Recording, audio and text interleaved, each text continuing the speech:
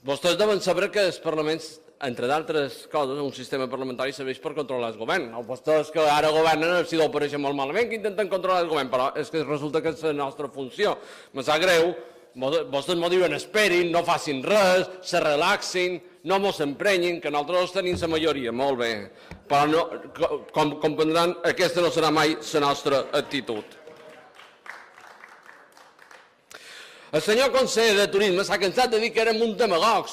Només intoxicats, sou uns demagogs. Com podeu dir que afectaran els que tenen autorització? No, avui s'ha demostrat que afecten els que tenen autorització. Que era de lo que se tractava, perquè vostès ens diuen a nosaltres intoxicadors perquè deien coses com s'atreveixen a dir que afectarem els que tenen autorització. Això és el que vostès han dit. Vostès rebutgen la nostra proposta. Vostès volen que afecti els que tenen autoritzacions. I avui ho han dit clarament, però fins ara el que ens deien era que nosaltres érem uns intoxicadors i uns demagogs. Començaré pel Partit Popular. És vera que la llei és clara, però que ha funcionat? No ha funcionat gens. Ha estat un fracàs absolut, perquè la quantitat d'oferta existent fora de la seva normativa és immensa i no deixa de créixer. Per tant, molt bé, no funciona aquesta normativa.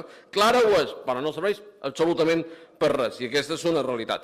Segon, senyor Aguilera, clar, vostè potser desconeix que els consells insulars tenen competència en disciplina urbanística, perquè vostè me diu aquí què passa en la construcció. Vostè ha vist el que han deixat fer els ajuntaments? El que han deixat fer els ajuntaments i els consells insulars. Perquè els consells insulars també tenen competència en disciplina urbanística. Per tant, ja no me serveix aquest argument. És un argument fal·laç i fals. Que quedi clar, perquè els consells insulars poden actuar per subrogació de competències des de fa molts d'anys, des del 76. Per tant, no me venguin amb històries que tot és culpa dels ajuntaments, que vostès, molt de municipalisme de boquilla, però al final res en els ajuntaments.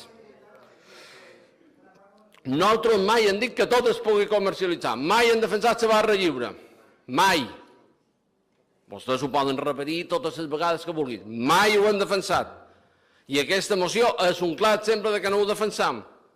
Hem dit que ha d'aflorar aquella oferta existent que compleixi qualitat, això no és barra lliure, que compleixi qualitat, per tant, una part no podrà aflorar, això no és barra lliure, i hem dit que la nova ha d'anar a intercanvi de places i que ha d'haver sostre.